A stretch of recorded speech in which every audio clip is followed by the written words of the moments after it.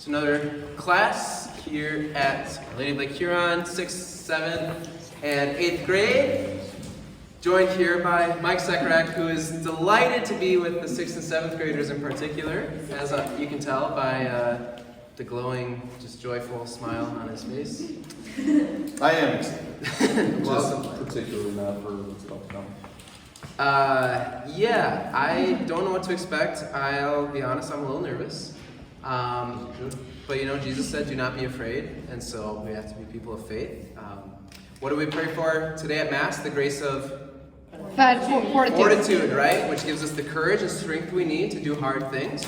So we're going to ask for fortitude today. Mike, before we get into the actual interview itself, can you explain what kind of sauces we got here?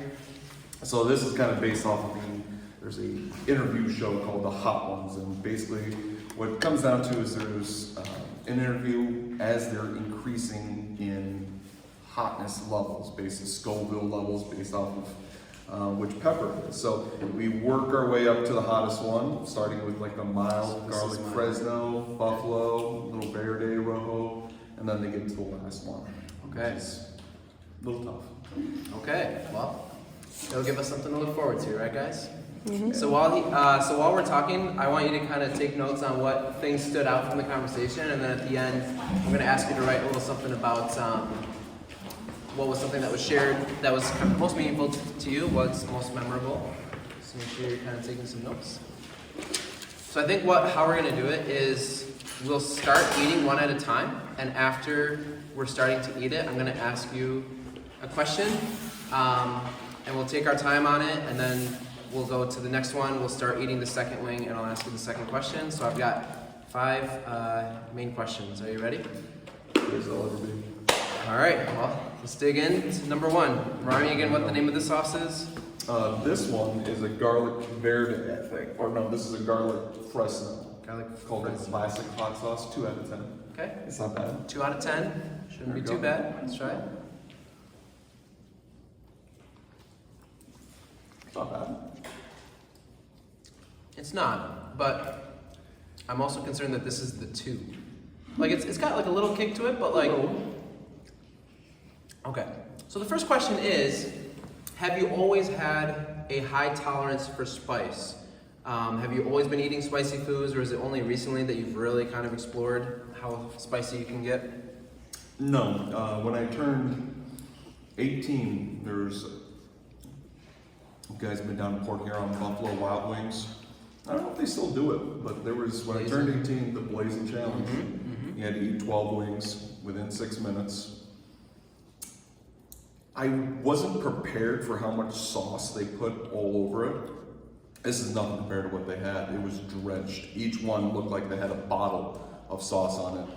And yeah, that was my 18-year-old gift to myself, and it was awful. So since then, everything else is just okay. Yeah, I guess if you've already been to the top, anything less is, Okay. Yeah, I feel like I never went quite that spicy at B-dubs, so that's why I think you might have a higher tolerance for spice than me, but But that's just like sauce. If you ever get into the Thai or some of the other kind of... Yeah, I worked with... heats. Yeah, I spent a summer working with, I can feel a little aftertaste too, it's not going away. Okay, yeah, so I spent a summer working with some refugees who were from Burma originally, and then they spent some time in Thailand, and they make some really spicy food. So they would always make fun of me because to them it's normal, but for me it was like some of the most spicy stuff I've ever had. So they always loved pointing at me and laughing, and it wasn't even just about the spices too. They pointed and laughed at me for other things too. But anyways, but yeah, I think I've worked my way up, so I'm not quite at the blazing hot level, but I think I can hold my own fairly well. So, okay. Number 2, what sauce we got here? Number 2 is another 2 out of 10. It's not bad. Oh. It's a buffalo hot sauce, the original. The original. The original. Okay, so another 2 out of 10. Not trying to kill me, I appreciate that. Not yet. Oh yeah. Slow and painful death. Yeah. Classic buffalo sauce. Yeah, this one's got more flavor to it. Yeah. I like it. So last week, I think it was last week, as a class, we were talking about testimony, which is basically like the story of your faith journey. So we kind of broke it down into like 3 steps. You can look at what was somebody's life looking like before they started kind of taking their faith more seriously and kind of going deeper in it. What was like a moment or like several moments all combined that were like when Jesus was kind of breaking more into your life and you were like, I want to go deeper in this faith. And then what has life looked since then? So could you give us like a rough sketch of your testimony, kind of a before, a during, like what it is that brought you to deeper faith, and then what life has looked like since then? So even kind of going a little further back, I don't know if you guys can tell, I'm not from Huron County. I'm not even from Michigan. I'm a transplant. So I met my wife when I was in college in Ohio. She was related to everyone else in Michigan, and she had to bring me up. So at that time, still devout Catholic, went to church every Sunday, but never really got deep into the Mass, the faith. I didn't go to the sacraments, didn't go to confession regularly. So very, I would say, not even lukewarm. The burner's almost off, but it was still hot, right? So it was about when we were planning, after we were married and planning on having our first kid, that I was like, you know what, I need to get my life together, start putting some things in order. And it was around that time where I started to really focus on my faith. All right, what's Jesus calling me to do? Not a big response at that time. But then we started with the Exodus 90 journey. When Father reached out to the men of the parish, and we had a few of us go through the Exodus 90 journey, which is based off asceticisms, praying, and fraternity. I was able to kind of get kick-started off with that. And the Lord revealed to me what it means to be a father, what it means to be a husband. So yeah.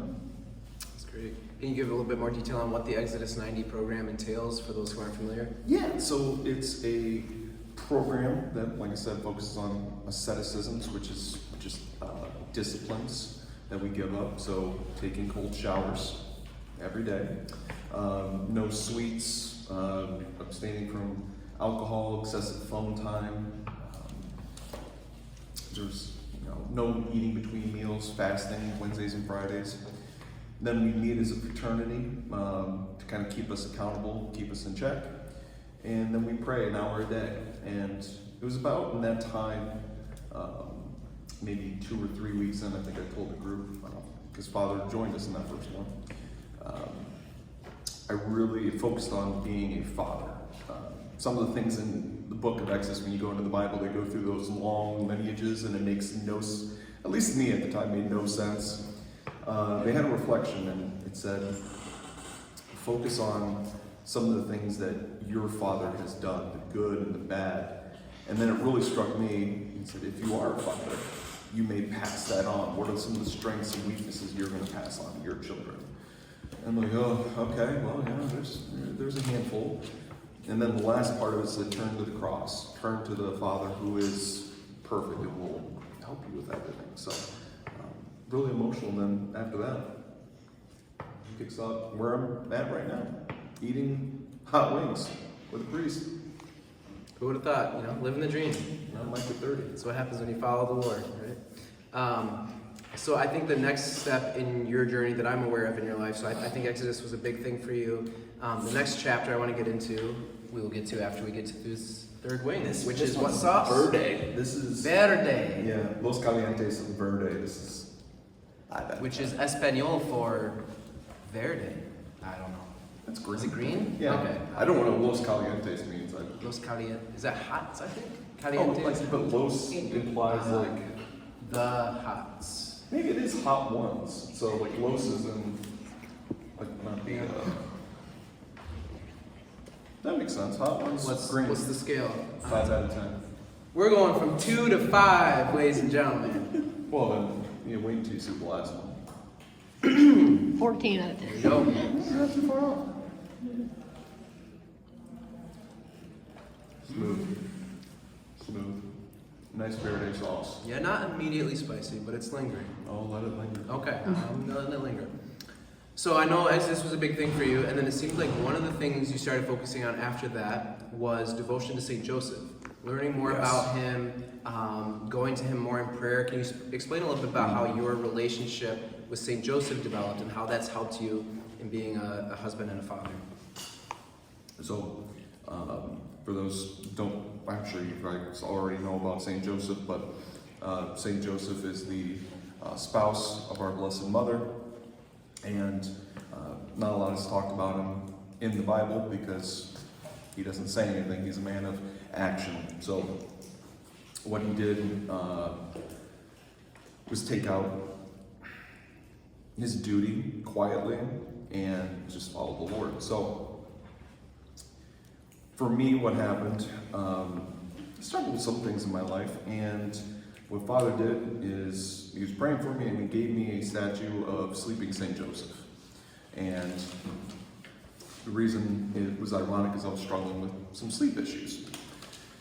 But I never really dug much into Saint Joseph. And then after that, after some results, I was like, you know what, I need to start reading into him. And just the depth that he has, even with no words from the Bible. When it came to Saint Joseph, angels came to him in the dreams, in order to tell Joseph, take Mary into your home, protect her. When they were still, it was in Bethlehem, take up Mary and Jesus, get out of town, go to Egypt.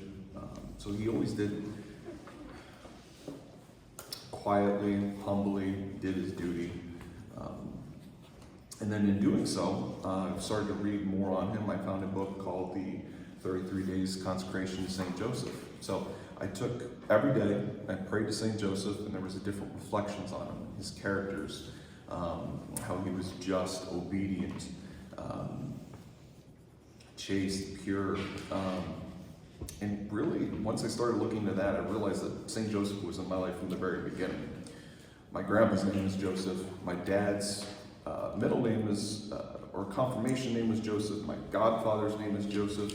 I'm a woodworker. So there was a bunch of the little minor things that kept popping up in my life. I'm like, yeah, he's been with me since the beginning. So. Nice. Yeah, I like that you touched on how one of the things that struck you about St. Joseph was just the way that he lived that humble, quiet, obedient life.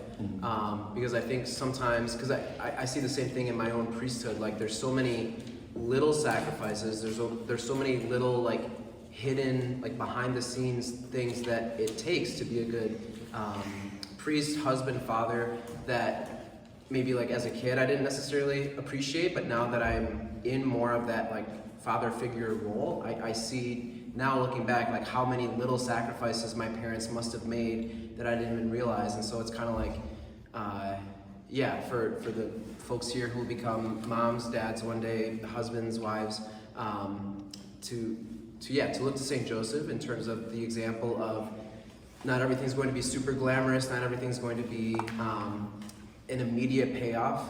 You just stay faithful to the little things, the little sacrifices, and trust that the Lord will work with it. So. Yeah, and even up to that, he's the patron of a happy death too. So part of it, we don't see anything past the beginning chapters of Luke and Matthew about Joseph. And up until that point, he still raised Jesus every day. He worked with Jesus, living in just communion with him, and that had to have been. I sometimes reflect on that. It's just sometimes being silently working with someone hand in hand is a beautiful way just to be with someone. Not having those distractions, just kind of enjoying the company. Yeah, absolutely. Especially when your mouth's on fire. Yeah, I found that the 2 was more spicy than the 5, so I don't know if that's off or if I'm just getting used to it, because I didn't find that bad. What's next? This next one right here. Are we at 8? No, this is still 5. I avoided the 8 because it was, anyway, the hot ones, this is rojo. Rojo is the red. Spanish for? So, I thought you guys were taking Spanish. No, it's not here. Oh, it's eighth That's grade. eighth grade, yeah. Fair enough. Curriculum. All right, There you go. here we go. Cheers.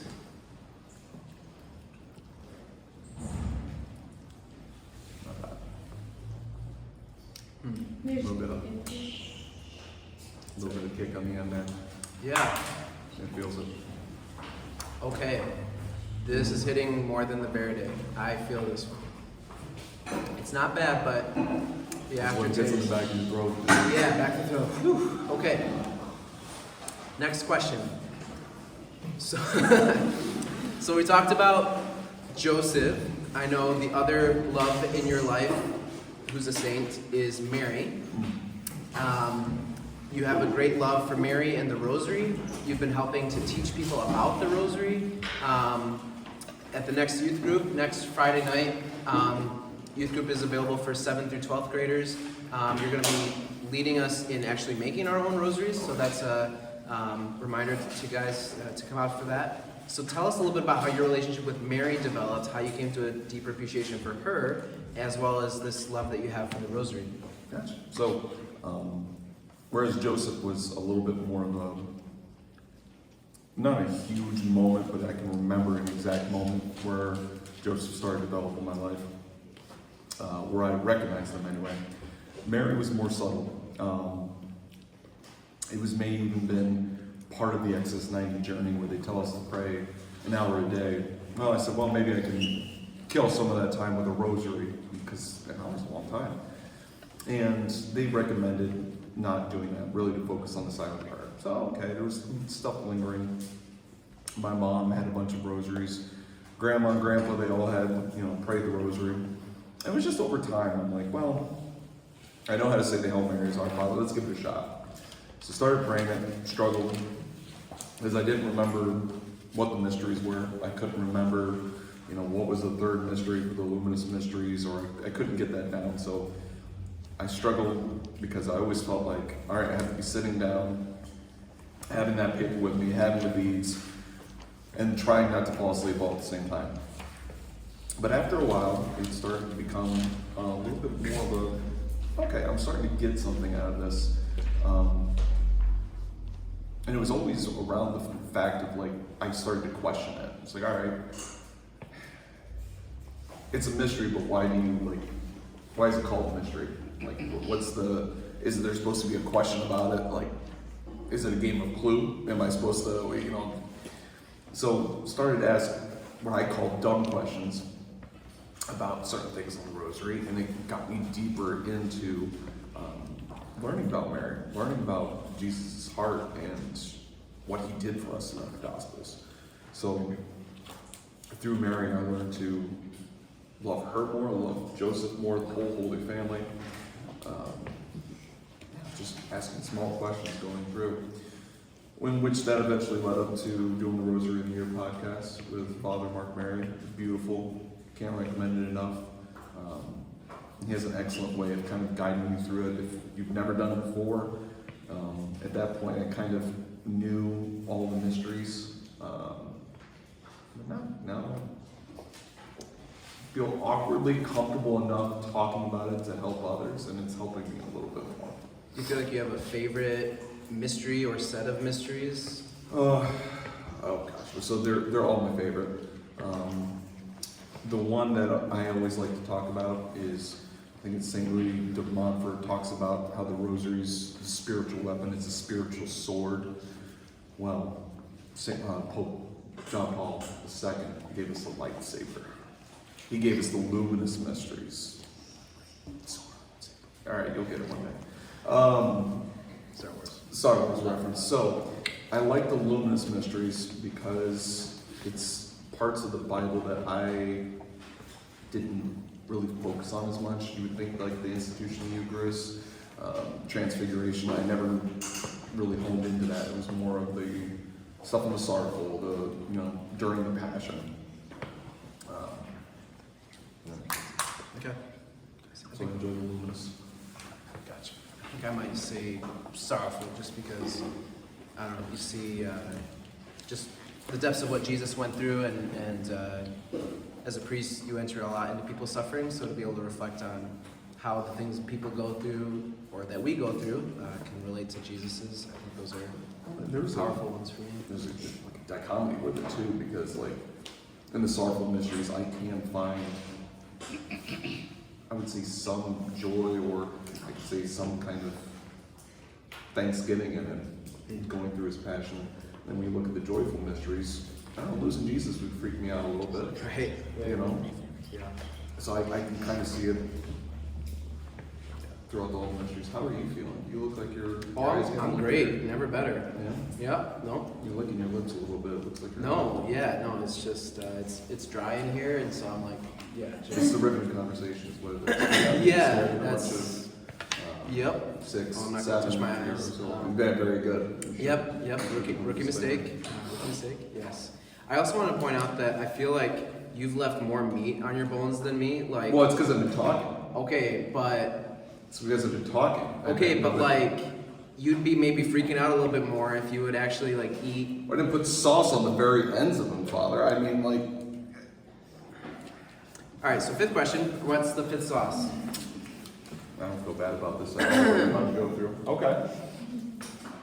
So the last one is called The Last Dab. The last dab. It's called the Apollo. Okay. It's close. Made with the Apollo pepper, which I'm sure isn't too bad.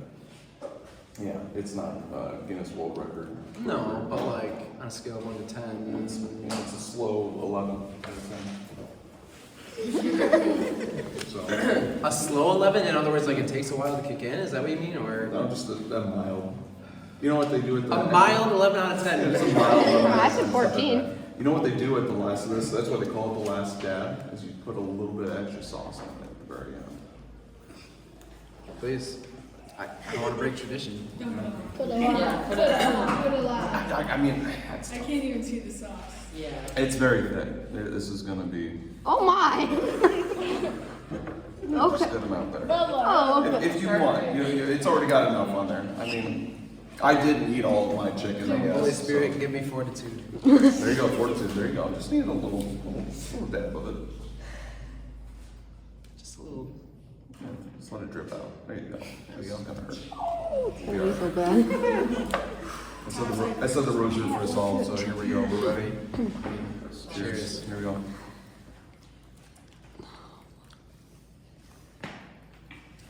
So, go back in a time machine. Here we go. You guys did it right. You could go back in a time machine to when you were in middle school. What kind of advice would you give to middle school Mike? Yeah, so middle school might get in a lot of trouble. Yep. I'm hurting too, don't worry about it. Yeah, no. Middle school might get in a lot of trouble. I don't wish from something like, I would, go back and like fix all the mistakes, not get in trouble. Yeah. I wish I would have asked more questions. I wish I would have taken a moment to, I don't know, maybe ask a little bit more questions on the subject. Yeah. Ask a little more questions about the Mass. You know, there's a handful of things I wish. I feel like Not even allowed to hear here. I'm working on it. So you're distracting me. That's not fair. So I think one of the things I would say is like I would maybe help myself see what prayer really is. That it's not just saying words. It's a relationship with Jesus, talking to Jesus more from the heart. I feel like I wasn't really raised to think about it in that way. So I would maybe give myself that advice to like share your heart with Jesus more in prayer. I think another thing has to do with like anybody to different degrees and at different stages. Like I wanted to make sure I was like impressing the people around me or like fitting in with the people around me. And it took me until at least probably like 11th or 12th grade until it was like, no, like I'm just gonna be who I am. And if people don't like it, great. the people that do, like, awesome. But it took me a while. Did you ever kind of struggle with that, like, or was that more? I was straight on mic. I didn't really matter too much from I didn't care what people thought of me from that standpoint of things.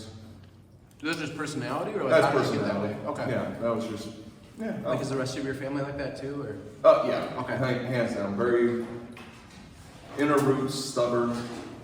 What you see with what you get. But to have that little bit of vulnerability, I keep going back to asking questions, Yeah. whatever subject it was. I feel like one of the reasons I didn't ask more questions is because I didn't want to look dumb. That's Like, everybody else is gonna be like, how did you not know that, you know? But like, I found more and more that when you ask a question, almost everybody else has the same question. But I was like so worried about being seen as, oh, I totally understand this, but then I didn't ask the questions, and so I never learned. So when we had our confirmation, I was confirmed in Ohio, Our Lady of Lourdes, Okay. Bishop was there. He asked a question to all of us. No one was asking the same answer, so I raised my hand. I say it. It was the wrong answer.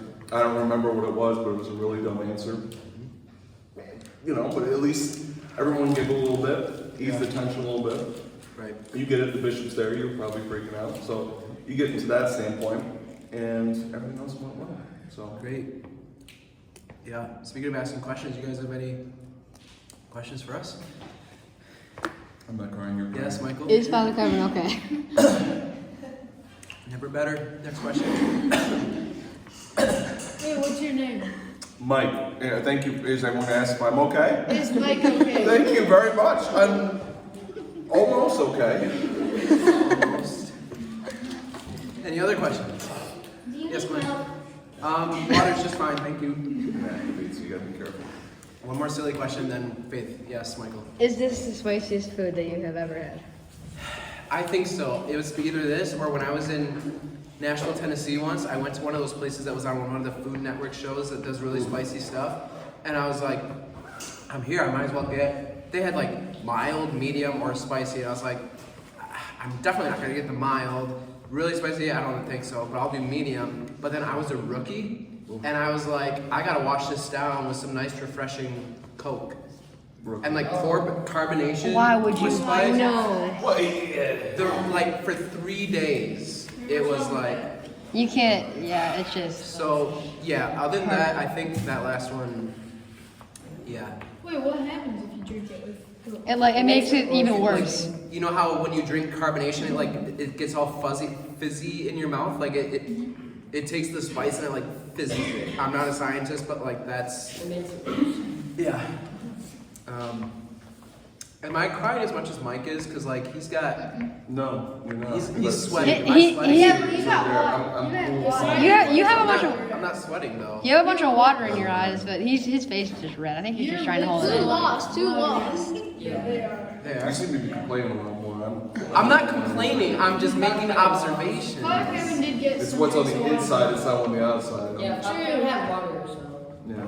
Yeah, you could have had water. I never said you You didn't couldn't. drink it for It was what? Sorry. I think I had a little bit more on. You literally still have meat on these bones. Yeah, You but haven't it's, even- it's just, that's the end of it. That's. I want to thank Mike Sekerick for joining us today for this conversation. Let's give him a round of applause.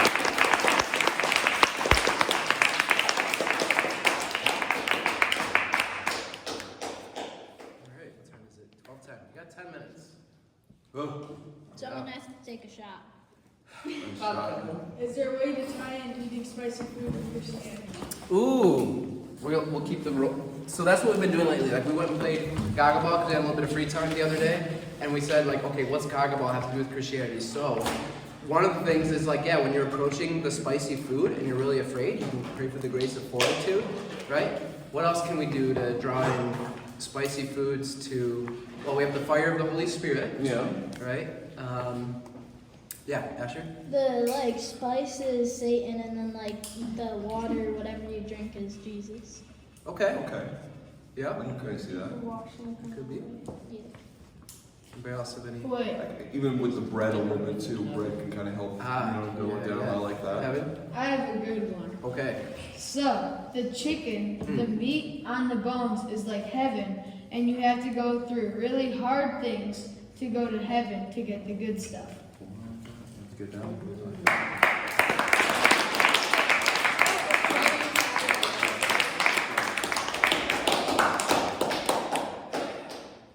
You want to top that? I can't top that. That's where we call it.